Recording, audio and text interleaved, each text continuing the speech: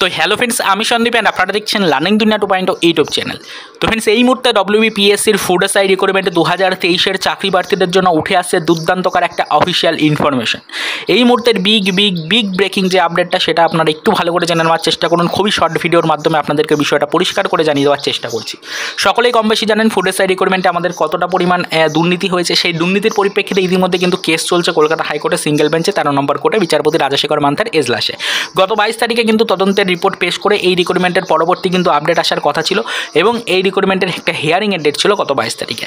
ইতিমধ্যে কারোরই কিন্তু অজানা নয় যে আমাদের গত 22 তারিখের হিয়ারিং পর্ব কেন মেটেনি বা গত 22 তারিখে কেন কলকাতা হাইকোর্টে কেস ওঠেনি, এই কেসের কেন হিয়ারিং হয়নি।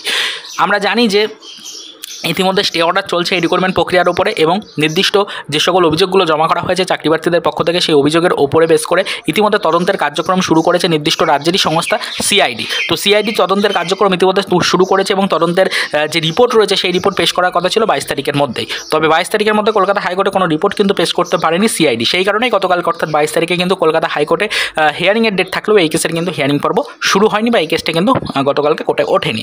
আশা করি বিষয়টা সকলেই কম বেশি জেনে গেছেন। তবে এই পয়েন্টটাতেই উঠে আসছে চাঞ্চল্যকর একটি সুখবর আজকের এই ভিডিওটির মাধ্যমে বা আজকের এই গুরুত্বপূর্ণ অফিসিয়াল আপডেটটির মাধ্যমে আপনাদেরকে সেটা জানিয়ে দেওয়ার চেষ্টা করছি। তো এই মুহূর্তে দাঁড়িয়ে যে গুরুত্বপূর্ণ ইনফরমেশনটা কালেক্ট করা গেছে সেটা হচ্ছে গত 22 তারিখের যে হিয়ারিংটা পেন্ডিং পর্যায়ে চলে গেছে বা যে হিয়ারিংয়ের ডেট থাকা সত্ত্বেও যে হিয়ারিংটা সম্পূর্ণ করা যায়নি শুধুমাত্র এই তদন্তের রিপোর্ট জমা না পড়ার কারণে, সেই হিয়ারিংয়ের ডেটটা নতুন করে আবারও কিন্তু দেওয়া হয়েছে। সেই হিয়ারিং ডেট কিন্তু ইতিমধ্যে এসেছে আগামীকাল অর্থাৎ 24 তারিখে।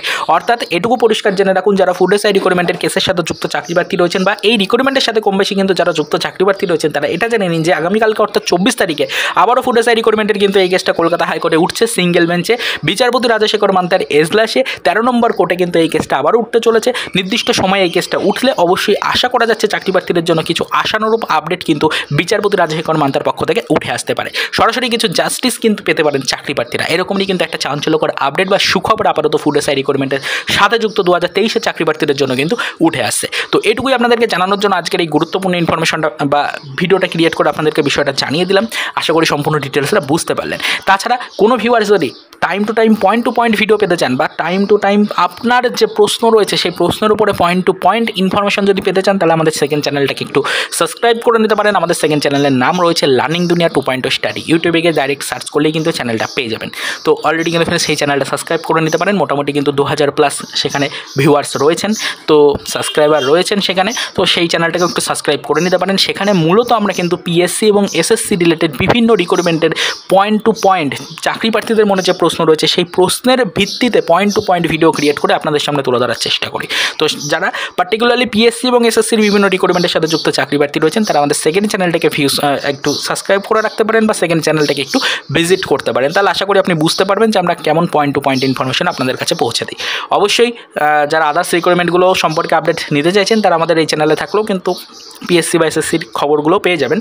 তবে পয়েন্ট টু পয়েন্ট ইনফরমেশন যদি পিএসসি এবং পার্টিকুলার এসএসসি চাকরি প্রার্থীরা পেতে চান, তাহলে সেকেন্ড চ্যানেলটাকে একটু সাবস্ক্রাইব করে নিতে পারেন। তো এটুকুই বলার ছিল, বেশি কথা আর বাড়াবো না। অবশ্যই কিন্তু পরবর্তীতে আগামীকালকের দিকে নজরদারি রাখছি। দেখা যাক আগামীকালকে অর্থাৎ আমাদের 24 তারিখে ফুড এসআই রিক্রুটমেন্টের এই হিয়ারিং পর্ব সত্যি মেটানো সম্ভব হয় কিনা এবং সিআইডির পক্ষ থেকে কী রকমের তদন্তের রিপোর্ট পেশ করা হচ্ছে সেটার দিকেও কিন্তু আপাতত আমাদেরকে ফোকাস রাখতেই হবে। তো আশা করি বিষয়টা বোঝাতে পারলাম। পরবর্তীতে এই বিষয়ের উপর নজরদারি রাখছি। রাজ্যের সংস্থা হওয়ার কারণে সিআইডির উপরে ভরসা কিন্তু অনেকটাই কম চাকরি প্রার্থীদের। তো সেই ভরসা আদৌ রাখতে পারে কিনা সিআইডি, সেদিকেও কিন্তু আমাদের নজর রাখতেই হবে। তো চলুন দেখা হবে নেক্সট ভিডিওতে, পরবর্তীতে আগামীকালকে ফুড এসআই রিক্রুটমেন্টের পরবর্তী কিছু আদার্স অফিসিয়াল আপডেটের সাথে।